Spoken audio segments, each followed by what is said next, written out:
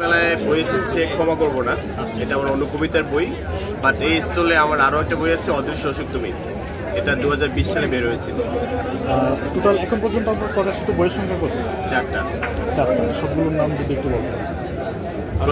প্রথমটা হচ্ছে আছি ছিলাম থাকবো, দ্বিতীয়ত হচ্ছে ঢাকা বিশ্ববিদ্যালয়ের বিআরটিসি, তৃতীয়টা হচ্ছে অদৃশ্য অসুখ তুমি, চতুর্থটা হচ্ছে ক্ষমা করবো না। এবারের বইয়ে যেটা প্রকাশ হয়েছে সেটার বিশেষত্বটা আসলে কি? ক্ষমা করবো না, আবার একটা কথা আছে যে পিস্তলের গুলি অলরেডি লোডেড, ডান।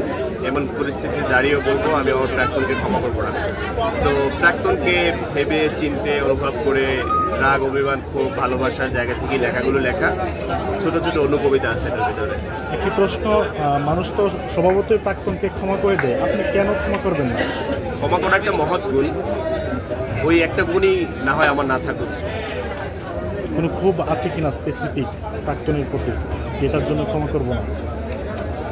ক্ষমা আমি যে করতেছি না তাতে কিন্তু তার কোনো কষ্ট হচ্ছে না, মানে আমি তাকে ঘরের ভিতরে আটকাই রাখতেছি না, সেটা মনের আক্ষেপ, মনের জায়গা থেকে ক্ষমা করবো না। আর রাগ অভিমান তো অবশ্যই আছে।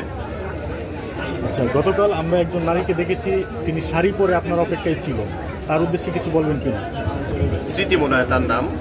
তো তিনি হচ্ছে শাড়ি পরে এসেছিলেন, আমি বলেছিলাম যে শাড়ি পরে আসুন। তো এদিক ওদিক যাওয়ার সুযোগ নাই, ভালোবাসা তার জন্য।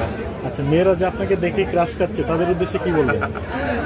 তাদের উদ্দেশ্যে, সবার উদ্দেশ্যে ভালোবাসা, দোয়া।